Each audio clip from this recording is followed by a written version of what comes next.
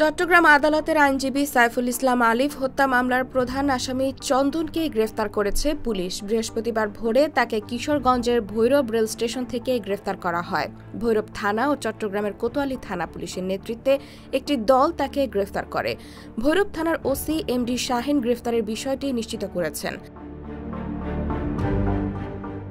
আদালত প্রাঙ্গণে সেদিনের ভিডিও ফুটেজে কমলা রঙের টি শার্ট, কালো প্যান্ট ও মাথায় হেলমেট পরিহিত চন্দনকে ছুরি হাতে সাইফুলকে কোপ দিতে দেখা যায়।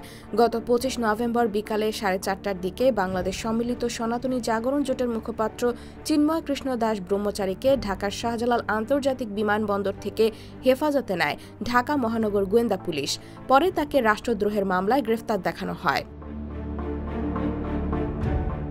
পরদিন চিন্ময় কৃষ্ণ দাসের জামিন নামঞ্জুর করে তাকে কারাগারে পাঠানোর আদেশ দেন চট্টগ্রামের আদালত। পরে তাকে কারাগারে পাঠানোর জন্য প্রিজন ভ্যানে তোলা হয়।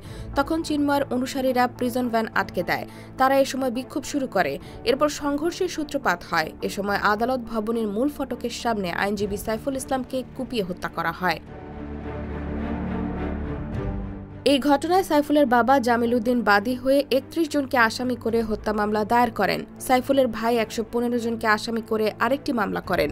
এছাড়া পুলিশের ওপর হামলা, কাজে বাধা দান এবং আইনজীবী ও বিচার প্রার্থীদের ওপর হামলা, ককটেল বিস্ফোরণের ঘটনায় আরও মামলা হয়। ৬ মামলায় এ পর্যন্ত গ্রেফতার হন ৪০ জন। তাদের মধ্যে হত্যায় জড়িত অভিযোগে ১০ জন গ্রেফতার রয়েছেন।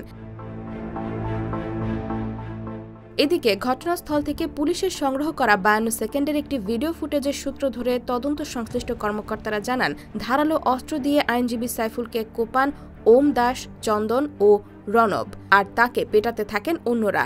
সেখানে আরও ২৫ থেকে ৩০ জন ছিলেন। IBTV USA, new York.